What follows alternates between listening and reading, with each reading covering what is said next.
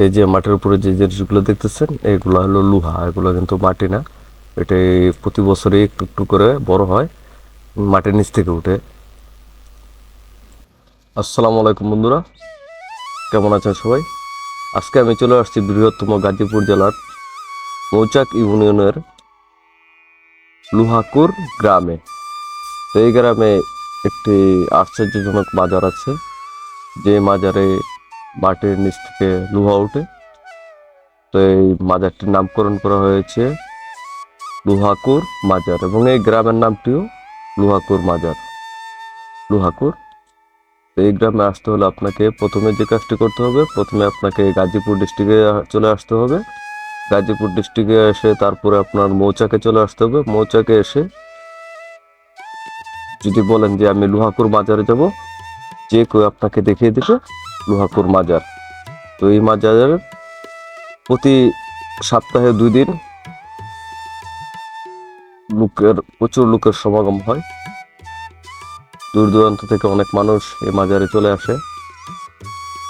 প্রতি বৃহস্পতিবার ও রবিবারে এই মাজারে অনেক ভক্তবিন্দু কিন্তু এই মাজারে চলে আসে। তা আমি কিন্তু আজকে এই প্রায় সন্ধ্যার আগে আগে চলে আসছি। তো এই মাজারটা কিন্তু সকাল থেকে শুরু হয়, এখন কিন্তু সবাই বাড়ি ফেরার পথে। তো চলুন আপনাদেরকে মাজারটা ঘুরে ঘুরে দেখাই। তো আমি এখন মাজারটার মাঝখানে দাঁড়িয়ে আছি। আমার পিছনে যে দেখতে পাচ্ছেন ওইটাই কিন্তু মাজার। তো চলেন মাজারের ভিতরে প্রবেশ করি।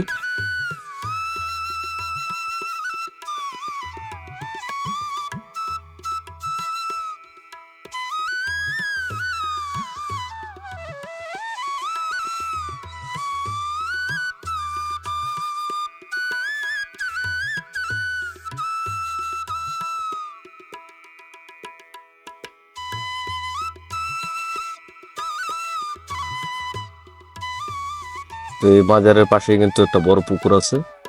এই পুকুরটার মধ্যে কিন্তু অনেক মাছ আছে। তো এই যে এগুলাকে গজার মাছ বলা হয় বা শোল মাছ। তো এই মাছগুলা কিন্তু খাওয়া হয় না।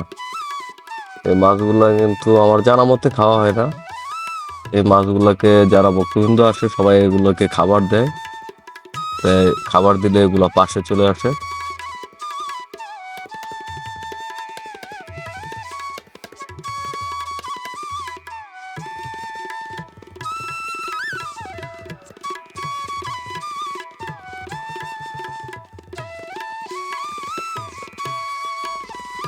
তো এই বাজারকে উদ্দেশ্য করে কিন্তু এখানে অনেক খাবারের দোকান এবং অনেক কিছু কিন্তু বসে। বাচ্চাদের খেলনা থেকে শুরু করে ইসলামিক বই থেকে শুরু করে সবকিছু কিন্তু আপনি এখানে আসলে পেয়ে যাবেন। এখন যেহেতু শেষের পথে, এখন কিন্তু তেমন কিছু নাই। আরো আগে আসলে হয়তো আরো অনেক দোকান ছিল এখানে। এগুলা কিন্তু এখন আপাতত এই যে প্যাকেট করছে, যার যার গন্তব্যে চলে যাবে, কারণ সন্ধ্যা হয়ে আসছে। তো এই সামনে একটু যাই। এই সামনে আপনারা দেখতে পাচ্ছেন এখানে হলো যারা বাজারে ভক্তবৃন্দ আসে তারা এখানে তাবারুক করে। এখানে অনেকগুলো চুলা আছে, মানে যে যার মতো করে তাবারুক রান্না করে এখানে বিতরণ করে। আমরা এখানে কিন্তু মাজারের ভিতরে প্রবেশ করব। চলেন মাজারের দিকে যাই।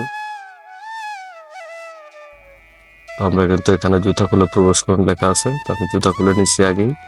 আমি এখানে প্রবেশ করলাম। তো আমার যে বাম পাশে দেখতে পাচ্ছেন লাল কাপড় দিয়ে ঢাকা আছে। এটা সম্ভবত নতুন হয়েছে, যার কারণে এখানে লোহাগুলো আসে কিন্তু ছোট। এগুলাই কিন্তু প্রকৃতপক্ষে এগুলা কিন্তু লোহা, এগুলা কিন্তু মাটি না। যে লাল কাপড় দিয়ে ঢাকা আছে, এই ঢাকা এগুলোই কিন্তু লোহা। এগুলা কিন্তু আপনার প্রতি বছরেই কিন্তু একটু একটু করে বড় হয়। এই যে আপনারা দেখতে পাচ্ছেন এই যে জিনিসটা, কালো যে জিনিসটা দেখতে পাচ্ছেন, এটা কিন্তু মাটি না, এটা কিন্তু লোহা। এটা কিন্তু প্রতি বছরই কিন্তু একটু একটু করে বড় হয়। এরকম লোহা কি আপনারা কখনো আগে দেখেছেন? অবশ্যই কিন্তু কমেন্ট করবেন। এখানে মাজারের যে পিছন সাইডটা আছে, পুরাটা সাইডে কিন্তু লোহা গাছের শিকড়ের ফাঁক দিয়ে উপরের দিকে উঠছে। এইখানে ওনার ভক্তরা যারা আসে এগুলোর উপরে, এগুলোর সাইড দিয়ে কিন্তু ভক্তরা 2 সাইড ঘুরে ঘুরে দেখে। এটা কিন্তু আমি যেটা এখন দেখালাম এটা কিন্তু মূল মাজার। আর এই মাজারটার ঠিক পেছনেই কিন্তু এই লোহাগুলা এগুলো আশ্চর্যজনক বিষয় যে এই লোহাগুলো প্রতি বছরই কিন্তু একটু একটু করে বড় হয়। তো চলুন আপনাদেরকে আর একটু সামনে নিয়ে দেখাই।